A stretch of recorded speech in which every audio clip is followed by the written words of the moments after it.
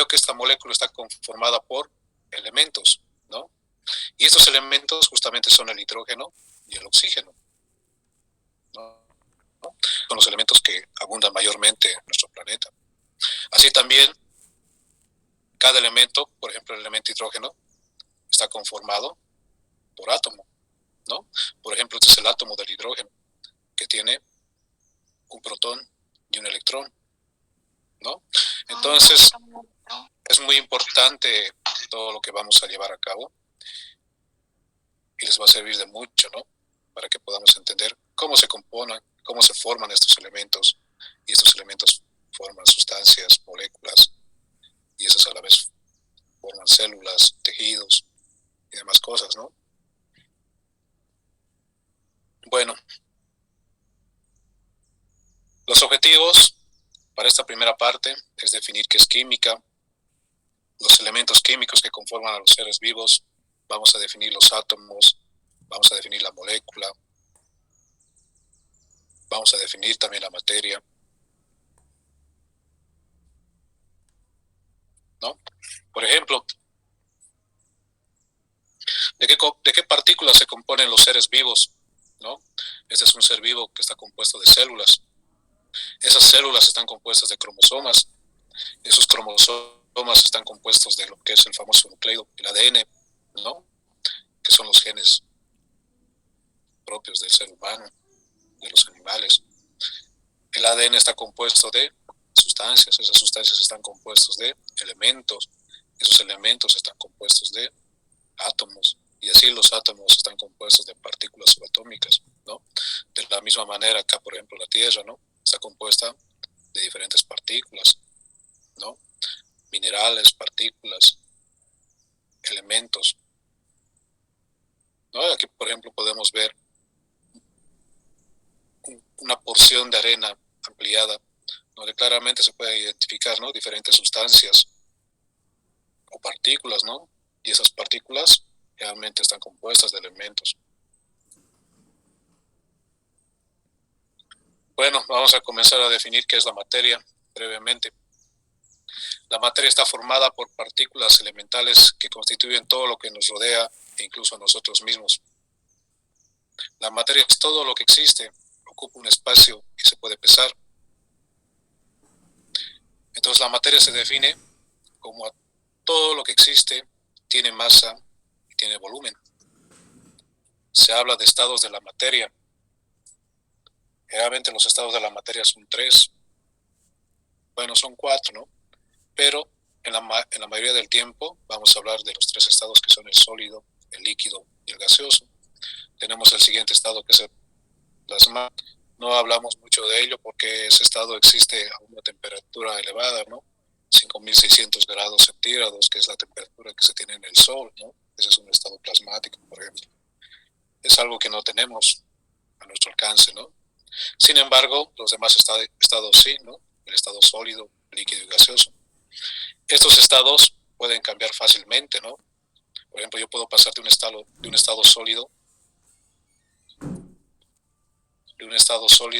al estado líquido, puedo pasar del estado líquido al estado gaseoso, o puedo hacer viceversa, ¿no? Yo puedo pasar mediante gas a líquido, que es la condensación, o del líquido a sólido, que se llama solidificación, ¿no? Entonces, la materia puede estar en cualquier forma de estos estados, ¿no? Por ejemplo, el aire que respiramos está en estado gaseoso, el agua que bebemos está en estado líquido, ¿no? Sus muebles, sus computadoras, sus celulares están en un estado sólido. Si le incrementamos la temperatura, se va a derretir, ¿no? Puede llegar incluso a un punto en que se va a convertir en un estado líquido. Y así, si por ejemplo seguimos incrementando su temperatura, se va a descomponer, ¿no? Se va a convertir en un estado gaseoso. Un clásico ejemplo es el agua, ¿no? Si yo tengo el agua a 0 grados centígrados, entonces este se me va a solidificar, ¿no? Si a esta agua solidificada que está en estado sólido incremento la temperatura 1 o 2 grados, se va a empezar a derretir. Entonces se va a convertir en estado líquido. Y así, si le sigo incrementando la temperatura, por ejemplo, hasta los 100 grados centígrados, el agua va a empezar a evaporarse, va a fase gaseosa, o esa materia se va a encontrar en un estado gaseoso. Entonces la materia puede encontrarse en cualquiera de estos estados. La materia está compuesta por partículas en movimiento en su estado sólido, líquido y gaseoso. Esta tiene una masa y ocupa un espacio, ¿no? Esa es la definición entonces de materia.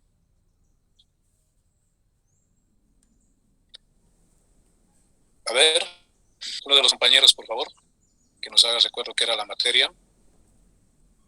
Es todo lo que tiene masa y ocupa un lugar en el espacio. Toda la materia ocupa un lugar en el espacio. Muy bien.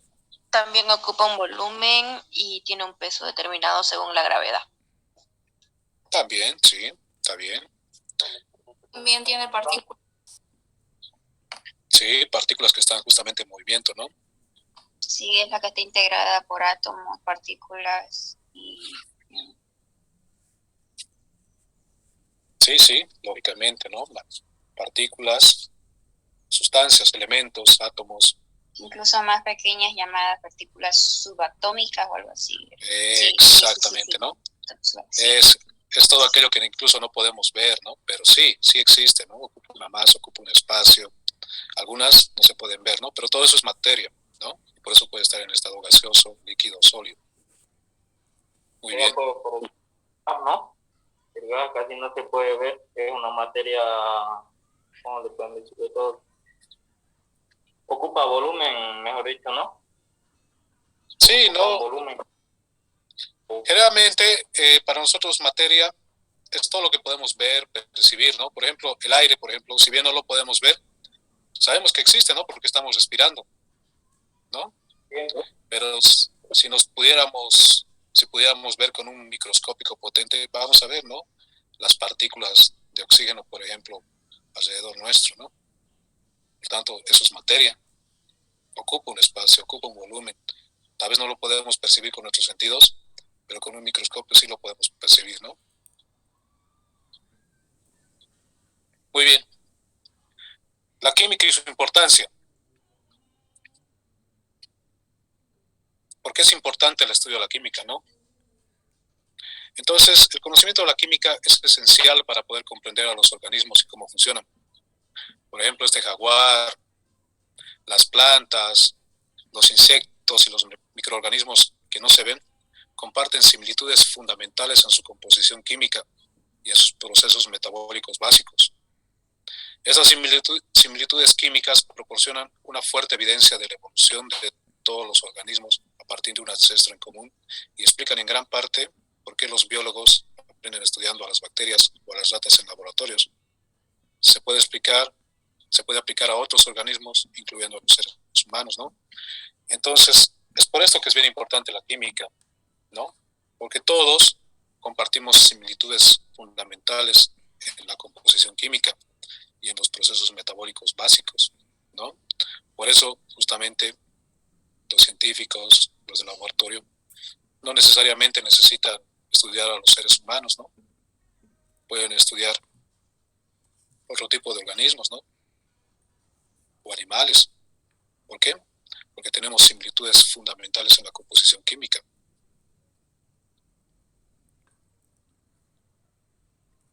Es así, por ejemplo, que se ha descubierto el genoma humano, que se basan en la bioquímica, en la biología molecular, en la química y en la física, ¿no? Es así que podemos explicar cómo están conformadas las células. Y las células, ¿no?, conforman a los seres vivos. Por ejemplo, un biólogo molecular puede estudiar cómo interactúan las proteínas con el ácido desoxirribonucleico, conocido como ADN, con el fin de controlar la expresión de ciertos genes. Es esencial que todos los biólogos entiendan la química. Un biólogo evolutivo puede estudiar las relaciones evolutivas al comparar el ADN de diferentes tipos de organismos, ¿no? Justamente no se necesita por eso estudiar directamente a un ser humano, ¿no? O un botánico puede estudiar compuestos únicos producidos por las plantas e incluso puede llegar a ser un explorador químico, buscando nuevas fuentes de agentes medicinales, ¿no? Hoy en día el tema de la medicina ha desarrollado bastante. Entonces, tal vez muchos de ustedes se van a dedicar, ¿no?, a este tema de la investigación. Por ejemplo, van a descubrir tal vez nuevos medicamentos, nuevas sustancias, pero todo va a estar basado, ¿no?, en especialidades y sobre todo en la química. Por eso es bien importante, ¿no?, el conocimiento de la química, los conceptos básicos.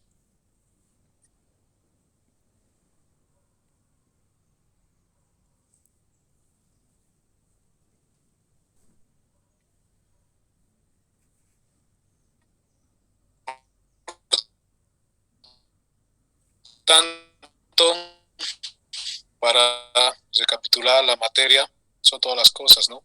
Y ustedes, los que sean, tienen una masa. Entonces, materia es todo eso. Elementos y átomos. A ver, para que quede esta parte un poco clara, por ejemplo, si yo tengo agua, ¿no?, un vaso de agua, de este vaso de agua, primeramente, ¿qué es el agua, no? El agua es una sustancia, ¿no? Si yo agarro una pequeña porción de agua, una molécula de agua, voy a encontrar que esa molécula de agua está compuesta por elementos, ¿no? Entonces, un elemento puede ser el hidrógeno y otro elemento el oxígeno, porque yo sé que para formar agua, si combino el oxígeno con el hidrógeno, formo el agua, ¿no? Por tanto, un elemento es una sustancia que no se puede dividir en sustancias más simples por medio de reacciones ordinarias. Es así que cada elemento tiene un símbolo químico. Ejemplo, ¿no? Yo no necesito escribir, digamos, oxígeno, porque sé que la letra O me simboliza al oxígeno, y así la letra C me simboliza al carbono, la letra H me simboliza al hidrógeno, la N me simboliza al nitrógeno, la N y la A me simboliza al sodio. Generalmente, la simbología de todos estos elementos son mediante la primera y la segunda letra, ¿no? Por ejemplo, el oxígeno se simboliza con la primera letra O, el carbono con la primera letra C, y así. Por ejemplo, el sodio se simboliza con las dos primeras letras de su nombre en latín, ¿no? Natrium. Estos cuatro elementos, que son el oxígeno, el carbono, el hidrógeno y el nitrógeno, son los responsables de más del 96% de la masa de la mayoría de los organismos, ¿no? ¿Qué significa esto? Que estos están en abundancia en nuestro organismo, en todos los organismos, ¿no? Plantas, animales, los seres humanos. Los otros elementos, como el calcio, el potasio, el fósforo, el potasio, el magnesio, están también constantemente presentes, pero en cantidades más pequeñas, pero siguen siendo muy importantes. Entonces, vamos aquí a definir un poco qué funciones cumplen estos elementos que se encuentran en abundancia. Habíamos hablado, por ejemplo, de que el oxígeno, el carbono, el hidrógeno y el nitrógeno se encuentran en mayor porcentaje, ¿no? Prácticamente en el 96% en los organismos. El oxígeno es lo que respiramos. Es necesario para la respiración celular, presente en la mayoría de los compuestos orgánicos. Es un componente importante del agua, ¿no? Si mezclamos oxígeno con hidrógeno, podemos formar agua. Así también el carbono, ¿no? Es un elemento que forma la estructura de las moléculas orgánicas. Todo material orgánico está compuesto por carbono, ¿no? Las plantas, los animales, nosotros somos orgánicos. Entonces el carbono es el principal componente de la materia orgánica. Cada átomo de carbono puede formar 4 enlaces, ¿no? El carbono puede combinarse, ¿no?, con 4 elementos. Eso ya lo vamos a ver posteriormente. El hidrógeno, lógicamente está presente, ¿no?, en la mayoría de los compuestos orgánicos también. Es un componente, ¿no?, también del agua, combinado con el oxígeno. El ion hidrógeno está implicando en muchas reacciones de transferencia de energía, reacciones que pasa en nuestro cuerpo, en nuestro organismo, ¿no?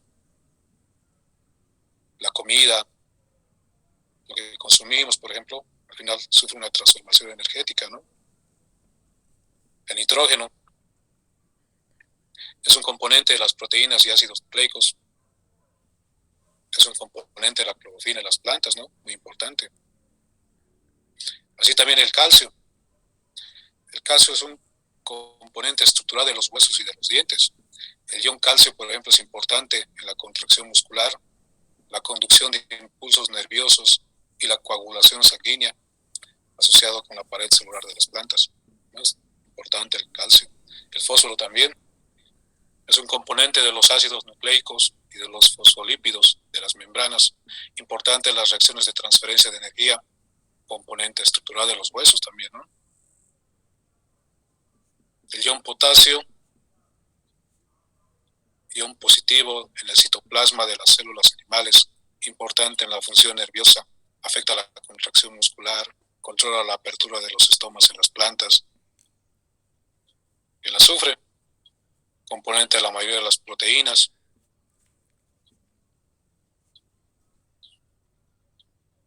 ¿Alguien tal vez me puede indicar qué es una proteína? ¿Qué importancia tienen las proteínas?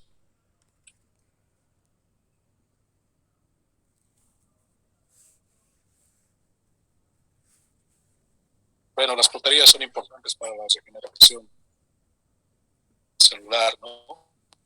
Generalmente los deportistas hablan mucho de proteínas, que quiero proteína, que voy a consumir proteína, ¿no? Es importante, ¿no? Cuando uno se desgasta, se generan las células, ¿no? Entonces el azufre es un componente importante de las proteínas. Así también el sodio,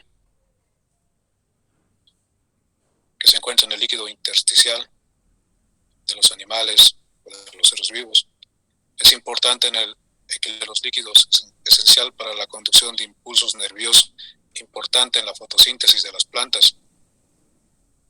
¿Se acuerdan qué era fotosíntesis?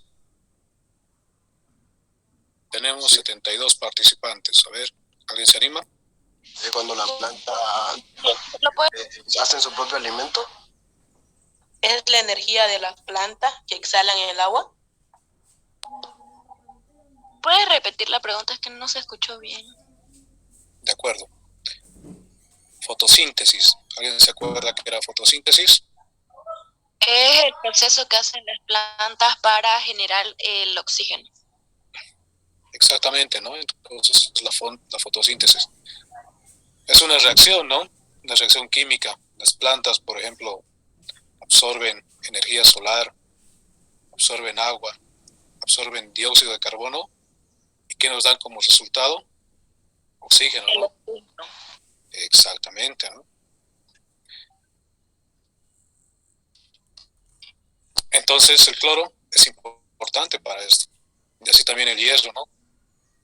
Por ejemplo, el hierro es un componente de la hemoglobina en los animales, en los seres humanos, en los seres vivos, y activa ciertas enzimas.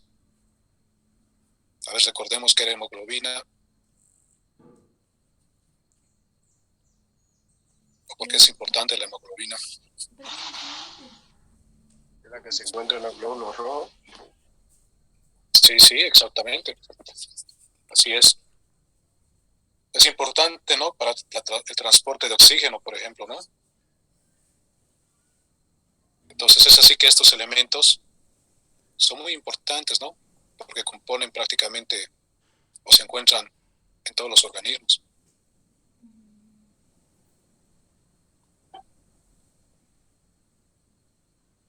Bueno, continuando.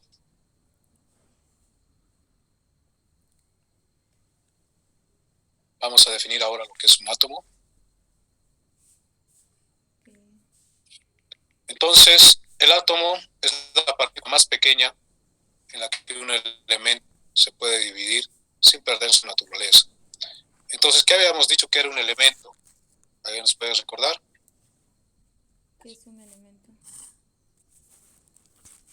Un elemento que pueden ser en sustancias mecánicas por medio de reacciones. Sí, está muy bien. Exactamente, ¿no? Entonces un elemento puede ser el hidrógeno o el oxígeno, ¿no? Donde ya no puede ser dividido en otra sustancia más pequeña. Pero este elemento está compuesto de átomos, ¿no? Entonces un átomo es la partícula más pequeña en la que un elemento se puede dividir sin perder su naturaleza. Los átomos son las partículas las que se compone toda la materia, tanto viva como inerte, e incluso los objetos compuestos de átomos, ¿no? Algo que no ves, por ejemplo, es el oxígeno, pero el oxígeno es un elemento. Y este elemento, oxígeno, está compuesto de átomos. Y como estas partículas son tan pequeñas, lógicamente no lo podemos ver.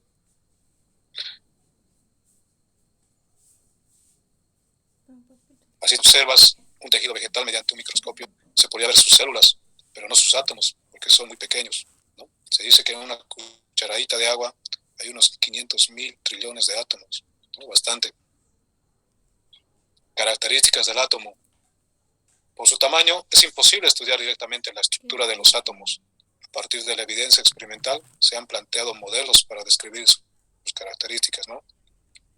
Los átomos, al ser tan pequeños, es complicado, ¿no? Poderlos ver. Hoy en día existen técnicas, ¿no? Con microscopios potentes, ¿no?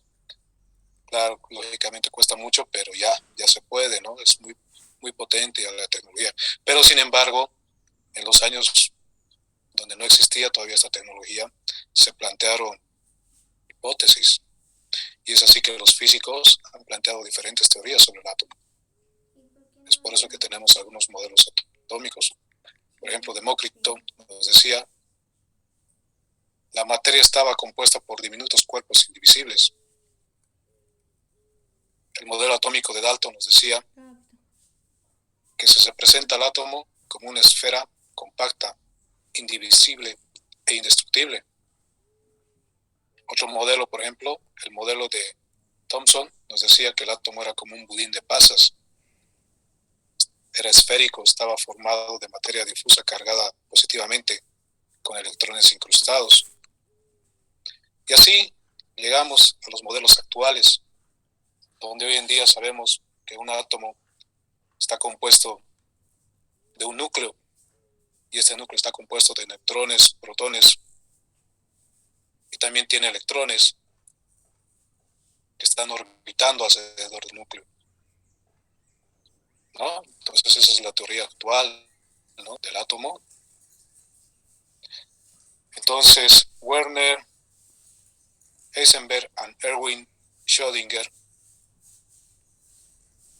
según su modelo, indican que las partículas negativas giran alrededor del núcleo en zonas de probabilidad llamadas orbitales, ¿no? Entonces esta es una nube donde están justamente los electrones, y el centro se llama el núcleo, donde están los protones y neutrones. ¿Cómo es el átomo? De acuerdo al modelo actual que nos decían, entonces el átomo está formado principalmente por 3 regiones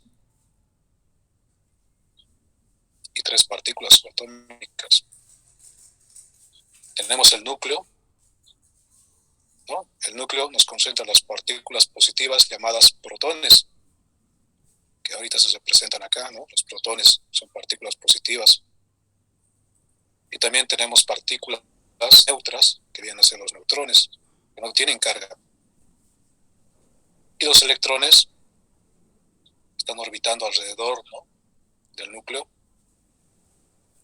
Tienen una carga negativa. Se desplazan alrededor de este núcleo y forman una nube, ¿no? Como veíamos en la otra imagen, ¿no?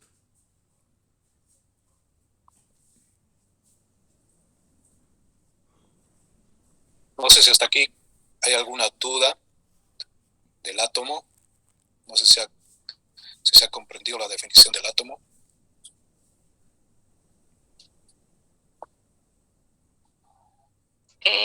Las partes del átomo son el núcleo, los protones y los neutrones, ¿así?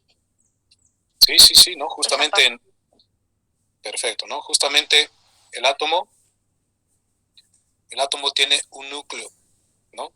Y en este núcleo se encuentran los protones y neutrones. Tiene una zona orbital donde justamente se encuentran los electrones, ¿no? Los protones tienen carga positiva. Los neutrones no tienen carga, ¿no? Tienen una carga neutra, ni positivo ni negativo. En cambio, los electrones tienen una carga negativa. Entonces,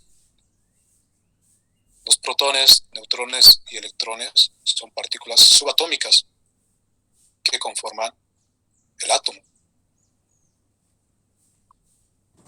No sé si se aclaró la pregunta. Una pregunta, entonces los protones es Sí. negativo, ¿no? Sí, justamente, ¿no? Ya lo vamos a ir viendo con más detalle, Ya. pero efectivamente, ¿no? Para recapitular, los protones tienen una carga positiva, los neutrones no tienen carga, los electrones tienen una carga negativa, ¿no? Los protones y neutrones se encuentran en el núcleo. Estos nos van a definir la masa atómica. Los electrones no tienen masa, porque es muy pequeña en comparación con la masa de los protones, prácticamente despreciable, ¿no? Pero eso tiene que estar bien claro, ¿no? Protones y neutrones en el núcleo y los electrones se encuentran orbitando, ¿no? O en la nube electrónica. Bien. Hasta aquí les voy a mostrar un videíto para que tal vez quede más claro esta parte y vamos a seguir continuando, ¿no? Con la explicación.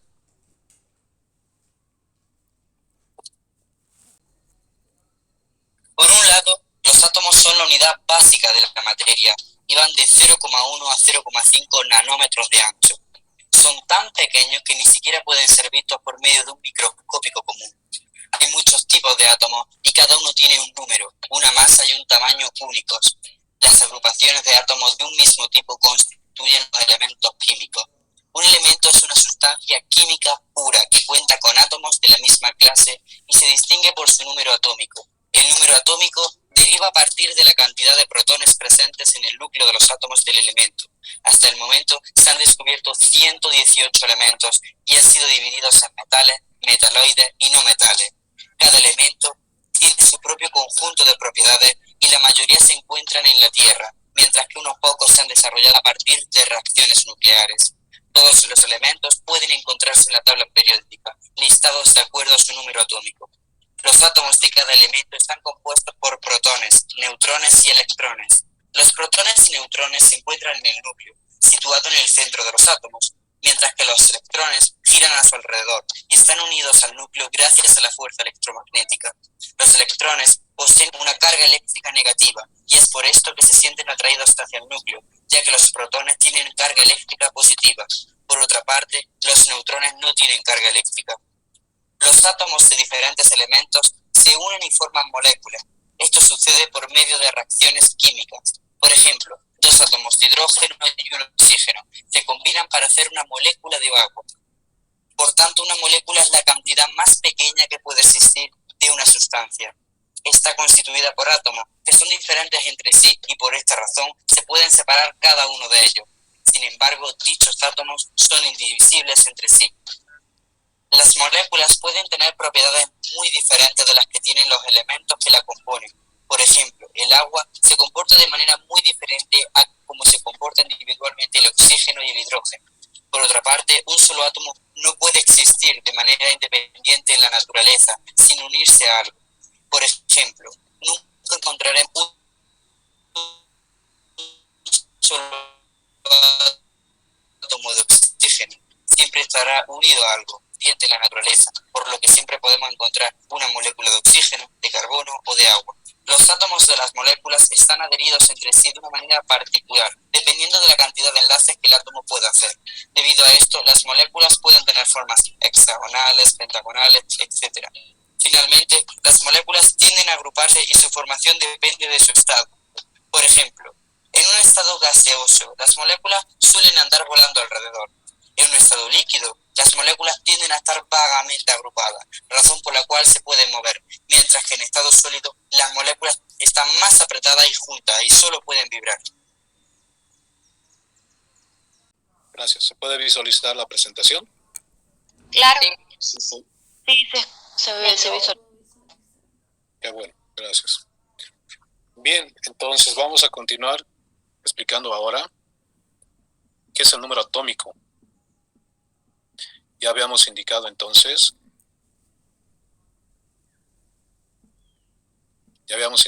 que el átomo está compuesto por protones, neutrones y electrones. Entonces estos protones y neutrones se encuentran en el núcleo. Y los electrones se encuentran orbitando, ¿no? Que están fuera del núcleo, orbitan alrededor del núcleo.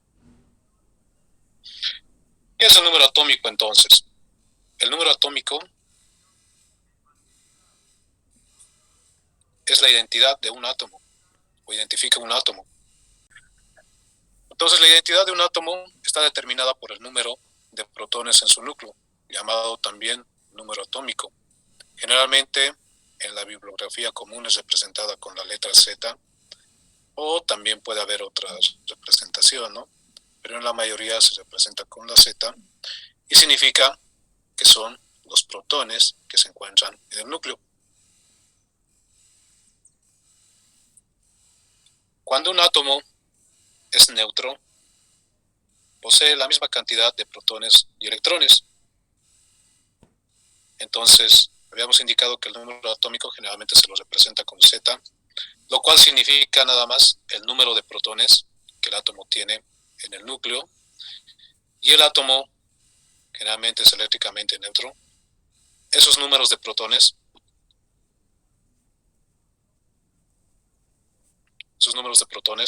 son igual a los números de electrones, como en este ejemplo, ¿no? Por ejemplo, este es un átomo eléctricamente neutro. Si podemos contar en el núcleo, tiene 3 protones, ¿no? Son cargas positivas. Están representadas con un más, ¿no? Entonces los protones son cargas positivas y los electrones son cargas negativas. Si contamos, tenemos 1, 2, 3 protones. Y también había tenido 1, 2, 3 electrones. Entonces ese es un átomo eléctricamente neutro.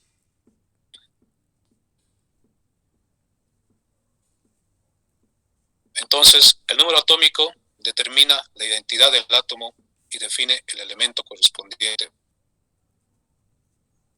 La tabla periódica es una gráfica de los elementos ordenada por su número atómico. Y es útil porque permite correlacionar simultáneamente muchas de las características entre los diversos elementos, ¿no? Esta es la tabla periódica de los elementos que ustedes ya la vieron en el colegio, ¿no? Hay diferentes tablas de diferentes autores, que la mayoría tienen su simbología, y aquí mismo ¿no? Por ejemplo, el número atómico en esta tabla se indica en la parte superior, el símbolo está debajo, el nombre debajo del símbolo y la masa atómica debajo del nombre, ¿no? Entonces cada tabla periódica te va a dar o te va a indicar cómo leer o interpretar. Pero ¿qué es lo importante del número atómico? Que te define cuántos protones tiene cada átomo. Y en función del número atómico, la tabla periódica se ordena. Por ejemplo, para el hidrógeno. El hidrógeno tiene un número atómico de 1.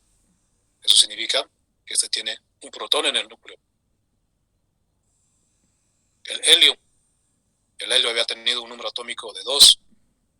Eso significa que tiene 2 protones en el núcleo. Y así, el tercero viene a ser el litio, que había tenido un número atómico de 3. Significa que tiene 3 protones en el núcleo. Y así sucesivamente tenemos el berilio con 4 protones, el boro, el carbono, el nitrógeno, ¿no? Entonces, el número atómico nos determina y nos ordena en la tabla periódica. Y este ordenamiento es útil porque nos permite correlacionar simultáneamente muchas de las características entre los diversos elementos.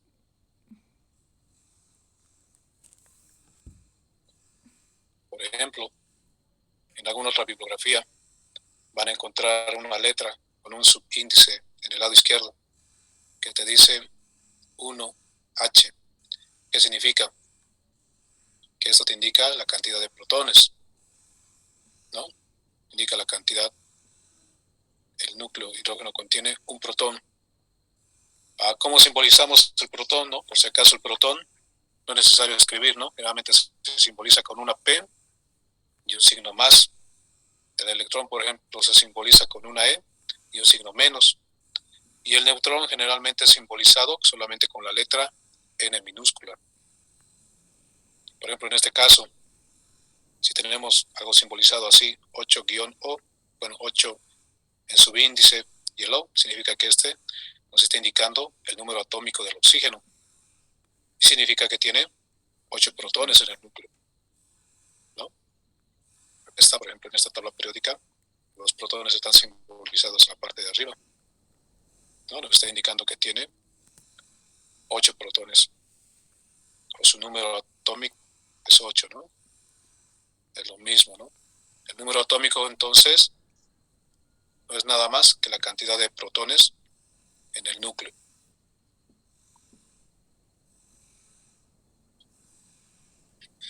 Así, por ejemplo, esta es la tabla periódica y el modelo de Bohr, que también, ¿no? Nos dice lo mismo. Por ejemplo, en esta tabla se está indicando el símbolo del hidrógeno, su número atómico, 1. Pero ¿qué es lo importante de este modelo de Bohr? Que Bohr justamente modela el átomo. Lady, ¿está activado tu audio, Lady? Gracias. Entonces, como estábamos viendo, el modelo de Bohr es una representación gráfica, ¿no? Donde nos identifica el núcleo y los electrones afuera del núcleo. Entonces, en el caso del hidrógeno, por ejemplo, el número atómico es 1, que significa que tiene un protón. Y si es un átomo eléctricamente neutro, significa que también tiene un electrón. Así puede ser, por ejemplo, del sodio. El sodio nos dice que tiene un número atómico de 11. ¿Eso qué significa? Significa que este sodio tiene 11 protones. 11 electrones y 11 protones.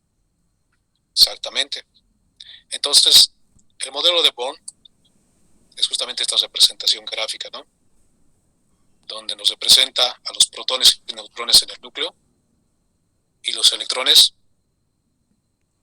orbitando, ¿no? No sé si quedan dudas en esta parte.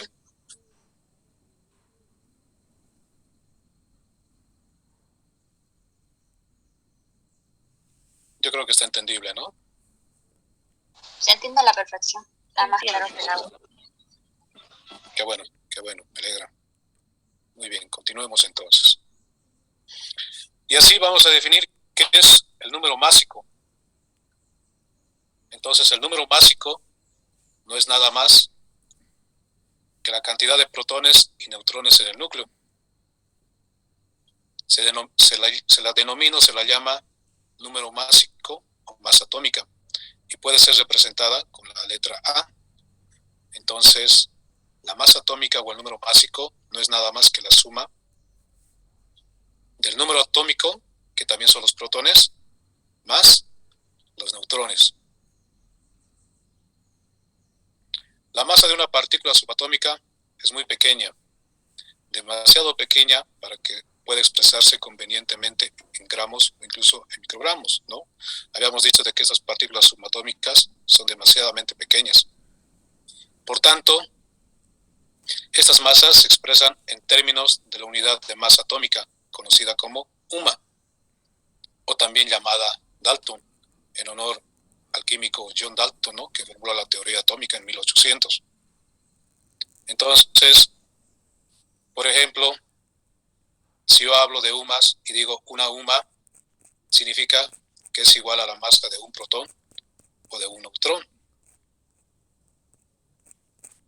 Entonces, los protones y los neutrones conforman prácticamente toda la masa de un átomo. La masa de un electrón es tan solo 1 sobre 1800 de la masa de un protón o de un neutrón, y es por eso que la llamamos despreciable. No sé si alguien me lo puede dividir 1 entre 1800, alguien que tenga una calculadora o un celular, y me dice el resultado.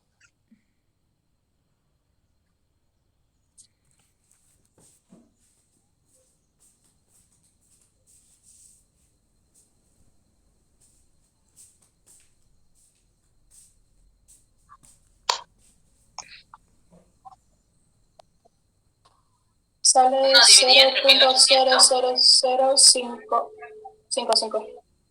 ¿No? Muy bien, Andrea, sí, exactamente, ¿no? ¿Eso qué significa? 0.0005, ¿no? Algo así me dijiste, ¿no? Es prácticamente cero. Entonces esa es la masa de un electrón. Es muy, muy pequeña, prácticamente tiende a cero. Y es por eso que generalmente a veces no se lo consideran los cálculos. Entonces solamente consideramos que la masa o el número másico de un átomo es prácticamente la suma de los protones y los neutrones.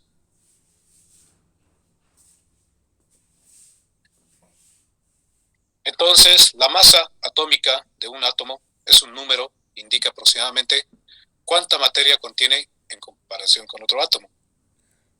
Este valor se determina sumando el número de protones al número de neutrones y se expresa en unidades de masa atómica, UMA, ¿no? Que significa unidad de masa atómica, o Daltons. Entonces, el número de masa de un átomo no se expresa en gramos ni miligramos, sino que se expresa en UMAS o Daltons. Ya habíamos dicho que la masa de los electrones se desprecia porque es muy pequeña, ¿no? 1 sobre 1800 veces la masa de un protón o de un neutrón. Por ejemplo, el oxígeno puede ser representado, perdón, este es oxígeno, me he equivocado, ¿no? Este es una O. Entonces, por ejemplo, el oxígeno tiene una masa atómica de 8 y tiene un número másico de 16, que significa que tiene 8 protones y 8 neutrones. Entonces, en esta simbología, por ejemplo, ¿no? Z, que habíamos dicho que es el número atómico, significa que tiene 8 protones, ¿no? El número atómico no es nada más que la cantidad de protones del núcleo. Y el número de masa es la suma de estos protones más los neutrones que se debe tener en el núcleo. Pero está facilito aquí, ¿no? Si tengo 8 protones, significa que también debo tener 8 neutrones en el núcleo. Y como resultado, me está dando el número de masa, que son 16 UMAS. Por ejemplo, este átomo me dice los protones están representados de color rojo, lógicamente tienen una carga positiva, ¿no? El neutrón tiene una carga neutra, y aquí está representado de color azul. Entonces, si yo quisiera determinar la masa de este átomo, ¿cuánto va a ser? Pues simple, solamente es contar los protones y los neutrones. Entonces, si yo cuento los protones, había tenido 1, 2, perdón, los protones son de color rojo, ¿no? 1, 2, 3 protones. Y neutrones de color azul, tengo 1, 2, 3, 4. 4 más son 7. Significa que la masa de este átomo son 7 UMA o 7 Daltons. Si este átomo es eléctricamente neutro, se cumple también lo otro, ¿no? que la cantidad de protones es igual a la cantidad de electrones. Entonces ahora voy a contar los protones. Los protones son los rojos, ¿no? 1, 2, 3. Voy a ver los electrones. 1, 2, 3, ¿no? Este es un átomo eléctricamente neutro. Para recapitular, entonces, el protón tiene una carga positiva. Un solo protón significa que me pesa un UMA. ¿Dónde se encuentra? En el núcleo, ¿no? Aquí está el protón, representado de color rojo. Y así el neutrón no tiene carga, tiene una carga neutra. Un solo neutrón significa que pesa un UMA. ¿Dónde se encuentra? Se encuentra también en el núcleo, ¿no? El electrón tiene una carga negativa. Tiene una masa aproximadamente de 1 dividido entre 1800, expresado en UMAS. Pero como sé que 1 dividido entre 1800 es 0.000 algo, es despreciable, ¿no? ¿Dónde se ubica? Se ubica fuera del núcleo, ¿no? En la órbita del núcleo. Así es, exactamente. Entonces, yo creo que está entendible esta parte. Esta, por ejemplo, es la simbología, ¿no? Van a encontrar diferentes simbologías, pero está facilito, ¿no? Si yo tengo, por ejemplo, el carbón, de esta forma, significa que el 6 me representa el número de protones, ¿no? Y el 12 me representa la masa, ¿no? Significa que voy a tener 6 protones y 6 neutrones.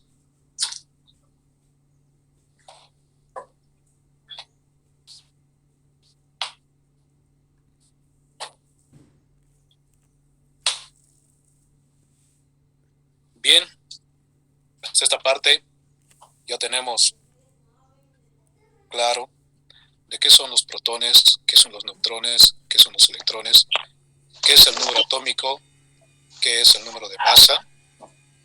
Sabemos qué es un átomo eléctricamente neutro, ¿no? Donde los protones son iguales a los electrones. Pero existen isótopos. ¿Y qué son los isótopos? Entonces los isótopos de un mismo elemento tienen el mismo número de protones y electrones, pero varían los números de neutrones. Un ejemplo, el carbono. Este es el carbono común, ¿no? El carbono común que me dice que tiene 6 protones. Entonces significa que si yo tengo el número de masa 12, debe tener 6 neutrones también. A ver, vamos a corroborar. Este es el carbono común. Los protones están representados de color lila con un signo más, ¿no? Positivo. Según esto me dice que son 6. Ahora vamos a ver. 1, 2, 3, 4, 5, 6. El número de masa me dice que son 12. Eso significa que también debe tener 6 neutrones. Vamos a contar los neutrones. 1, 2, 3, 4, 5, 6, ¿no? También se debería cumplir que la cantidad de protones es igual a la cantidad de electrones, si este es un átomo eléctricamente neutro. Ahora vamos a contar cuántos electrones tengo. 1, 2, 3, 4, 5, 6, ¿no? Todo bien hasta ahí. Pero existe un isótopo que se llama justamente el carbono 14, que viene a ser este. Entonces, ¿por qué es un isótopo este otro carbono? Es un carbono que existe igual y tiene casi características similares que este otro carbono, pero es un isótopo. ¿Por qué? Porque varía el número de neutrones. Entonces vamos a contar cuántos neutrones tiene este carbono. Había tenido 1, 2, 3, 4, 5, 6, 7, 8. ¿No? Entonces ese es un isótopo. El isótopo es aquel que tiene un número de neutrones diferente. Pueden ser más o pueden ser menos. Y al ser o al existir un isótopo, este adquiere una cierta inestabilidad. Por ejemplo, el hidrógeno. El hidrógeno tiene 3 isótopos. Tenemos el hidrógeno común, tenemos el hidrógeno 2, o conocido como deuterio, y tenemos el hidrógeno 3, conocido como tritio, ¿no? ¿Qué significa? Que este primero no tiene nitrógeno, pero no tiene neutrón, ¿no? Porque habíamos dicho que este es el protón, y este significa la masa. Significa que solo tiene un solo protón, porque para que esto sea 1 significa que el neutrón es 0, ¿no? Entonces justamente me dice que este hidrógeno no tiene neutrones. Este otro, el deuterio, entonces sabemos que tiene un protón. Entonces, para que sea 2 acá significa que tiene un neutrón, ¿no? Y así existe el tritio. El tritio tiene 3 neutrones, porque un protón más 2 neutrones me da 3 UMAS. Entonces, esos son los isótopos, ¿no? Y estos isótopos justamente nos dan la verdadera masa atómica.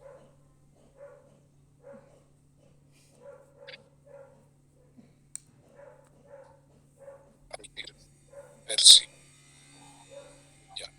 La masa de un elemento entonces se expresa como el promedio de las masas de sus isótopos, ponderados por su abundancia relativa en la naturaleza. Como habíamos dicho, ¿no? Por ejemplo, la masa atómica del hidrógeno no es un UMA, sino es 1.0079 UMA, lo que refleja la presencia natural de pequeñas cantidades de estos isótopos, ¿no? Del deuterio y tritio, además de la mayor abundancia del hidrógeno común, ¿no? Entonces tenemos el hidrógeno común, y en promedio tenemos los otros hidrógenos, que es el deuterio y el tritio, y es por eso que esa masa atómica no es 1.00, ¿no? Sino había sido 1.0079, lo cual se puede ver en la tabla periódica.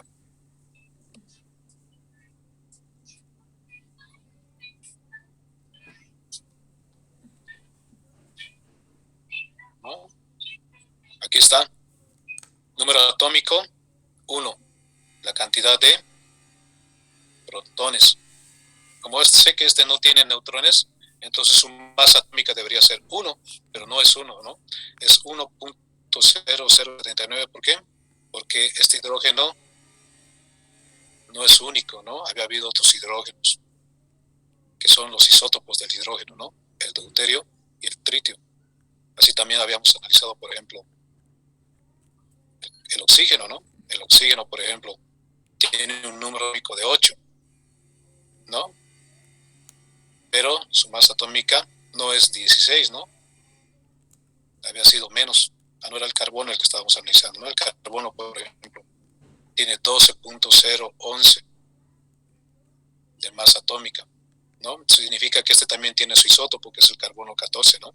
Es por eso que esta masa nos da un poquito más, ¿no?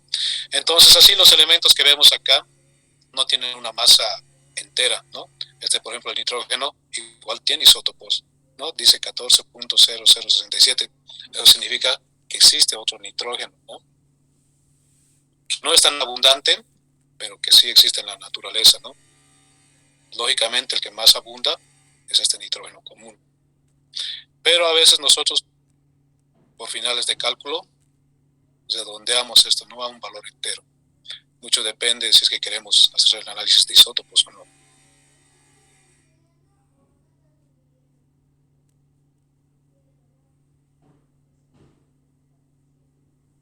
Entonces, debido a que tienen el mismo número de electrones, todos los isótopos de un elemento dado tienen esencialmente las mismas características químicas. ¿Qué significa?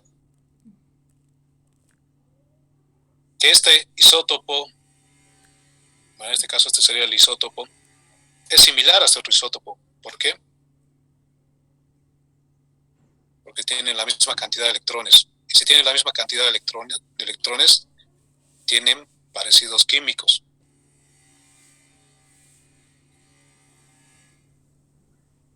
Sin embargo, algunos isótopos son inestables y tienden a desintegrarse o a decaer en un isótopo más estable, convirtiéndose por lo general en un elemento.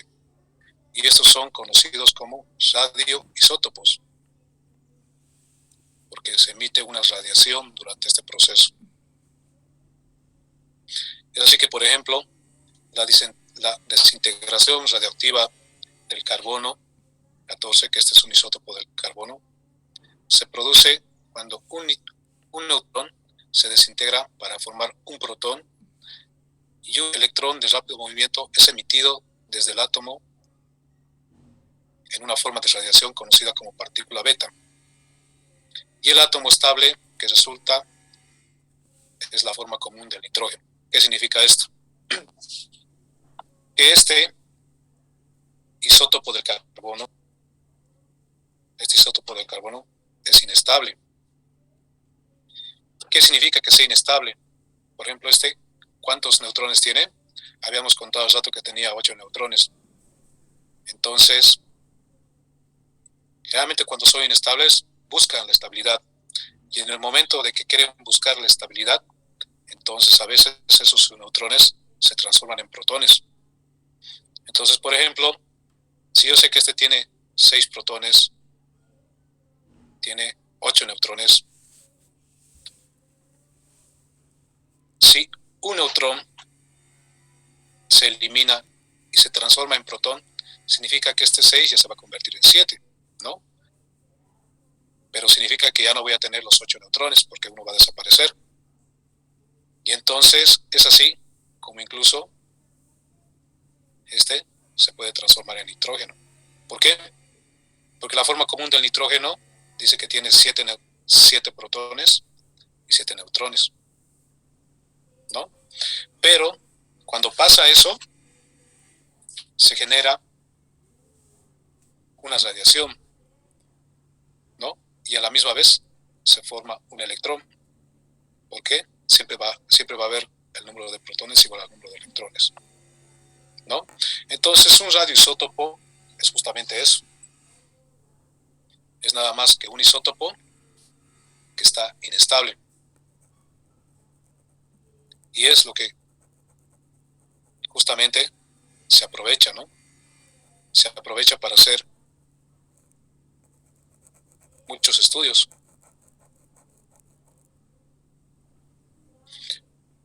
Debido a que todos los isótopos de un elemento dado tienen el mismo número de electrones, presentan las mismas características químicas, por tanto son esencialmente intercambiables en las moléculas. Por lo general, las moléculas que contienen radioisótopos se metabolizan o se localizan en el organismo de manera similar a la de sus correspondientes no radiactivos y se pueden sustituir. Por esta razón, los radioisótopos, tales por ejemplo como el tritio, el carbono 14, el fósforo 32, son herramientas de gran valor que se utilizan en la investigación, ¿no? Por ejemplo, el carbono 14 es bien usado para datar fósiles, ¿no? Para saber la edad de los fósiles, rastrear rutas bioquímicas, determinar la secuencia de la información genética en el ADN y entender el transporte de azúcar en las plantas, ¿no? Entonces, estos radioisótopos son aprovechables en la medicina, ¿no? En la medicina los radioisótopos se utilizan tanto en el diagnóstico como en el tratamiento. La localización o el metabolismo de una sustancia, tal como una hormona o un fármaco, se pueden rastrear en el cuerpo marcando la sustancia con un radioisótopo, tal como el carbono 14 o el tritio. Los radioisótopos se utilizan para examinar el funcionamiento de la glándula tiroides, para proporcionar imágenes de flujo sanguíneo en las arterias que irrigan el músculo cardíaco y para estudiar muchos otros aspectos del funcionamiento de la química del cuerpo. Es así como aprovechamos, ¿no?, los radioisótopos.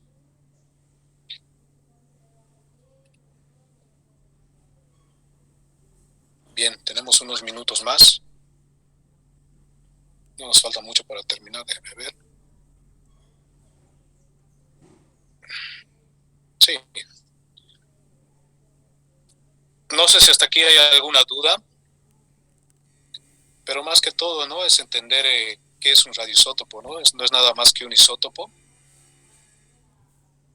que está inestable, ¿no? Y cuando uno está inestable tiende a buscar su estabilidad, ¿no? Y es justamente lo que se aprovecha. Son grandemente usados estos radioisótopos. Vamos a ir profundizando en ello un poco más, pero ahorita estamos con la definición de estos conceptos, ¿no? Que son bien importantes. No sé si tienen dudas.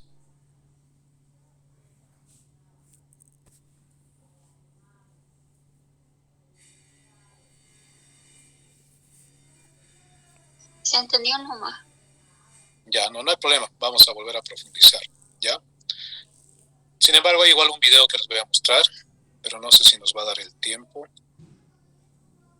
Déjenme ver.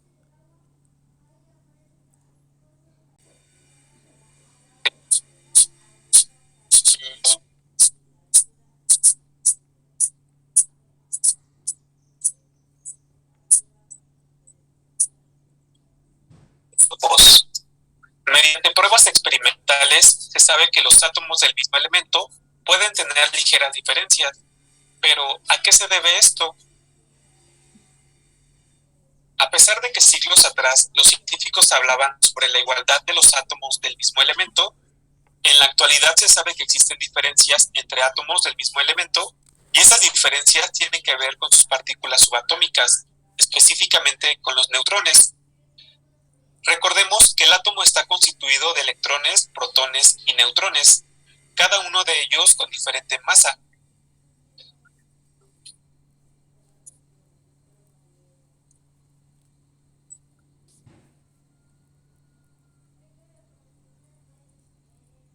A principios del siglo XX, el científico británico Joseph Thomson, a través de su investigación con rayos positivos, descubrió cómo los átomos de neón, a pesar de ser el mismo elemento, estos contaban con diferente masa. Posteriormente, a través de métodos experimentales, se supo que este tipo de átomos tenían una diferencia y esta era en el número de neutrones. A estos átomos se le denominaron isótopos, que son átomos con el mismo número atómico, pero diferente masa atómica.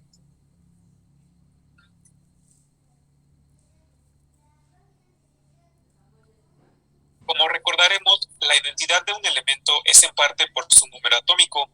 Este nos indica el número de protones con el que cuenta el átomo. Para que el átomo sea eléctricamente neutro, debe de haber igualmente el mismo número de electrones. Sin embargo, con los neutrones, como no tienen carga, estos no van a influir en la carga del átomo. Además, tampoco deberían interferir en el tipo de reacciones químicas en los que participen los isótopos, ya que en mayor parte eso tiene que ver principalmente con los electrones. Pero los isótopos se van a comportar ligeramente diferente a los átomos principales que conocemos en la tabla periódica. Y como ya dijimos, la masa atómica de los isótopos será diferente.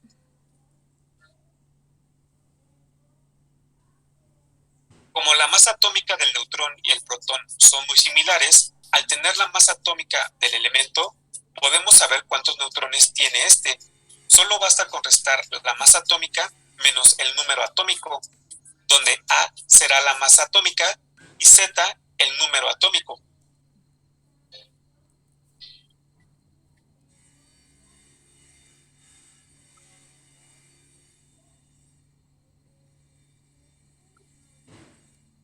Podríamos decir que el tener más o menos neutrones no afectaría la estabilidad del átomo, pero eso no es cierto, ya que al tener más neutrones se puede generar inestabilidad en el átomo, volviéndolo un isótopo radioactivo. El hidrógeno, que es el elemento más simple de la tabla periódica, ya que solo cuenta con un protón y un electrón, el hidrógeno que conocemos gracias a la tabla periódica no cuenta con neutrón, y a pesar de solo tener dos partículas subatómicas, el hidrógeno tiene un campo de estudio muy amplio que ha sorprendido a quienes estudian sus propiedades. Hoy en día se sabe que el hidrógeno tiene 3 isótopos. El protio, que cuenta con un electrón y un protón, pero no tiene neutrón, que es el que comúnmente conocemos como hidrógeno. El deuterio, que cuenta con un neutrón, y el tritio, que tiene 2 neutrones. Como podemos ver, todos cuentan con un solo protón y un solo electrón, pero todos tienen diferente masa atómica, ya ya que los neutrones les darán el peso extra. A pesar de que los isótopos son del mismo elemento, el que tengan diferentes números de neutrones puede cambiar algunas propiedades ligeramente, como es el caso del deuterio, que a pesar de tener un solo neutrón en el núcleo, cuando forma agua con el oxígeno, se le denomina agua pesada, debido al peso extra de los neutrones del deuterio. Si congelamos esa agua pesada y la ponemos en agua normal, es decir, agua hecha con átomos de protio, este hielo se va a hundir debido a que será más denso. El deuterio además se usa en experimentos químicos, bioquímicos y farmacología, debido a que se comporta muy similar al protio y se distingue por su masa atómica. Para el caso del tritio podemos ver que cuenta con 2 neutrones, y aunque dijimos que no debería afectar la neutrabilidad de las cargas positivas y negativas, lo que ocurre con este isótopo es que tiene un radio atómico pequeño, por lo tanto, su núcleo también es pequeño, y el tener 2 neutrones en un espacio tan pequeño hace que el átomo se vuelva inestable. Es por eso que se considera radioactivo. El hacer agua con los átomos de tritio se denomina agua superpesada y además es radioactiva. El tritio se usa en el sector nuclear debido a la reactividad que posee. Este simple ejemplo de los isótopos del hidrógeno nos da una idea de cómo, a pesar de ser isótopos del mismo elemento, estos pueden usarse de maneras diferentes gracias a la diferencia de su número de neutrones. Si te gustó este video, dale like y suscríbete. Nos vemos hasta el próximo video.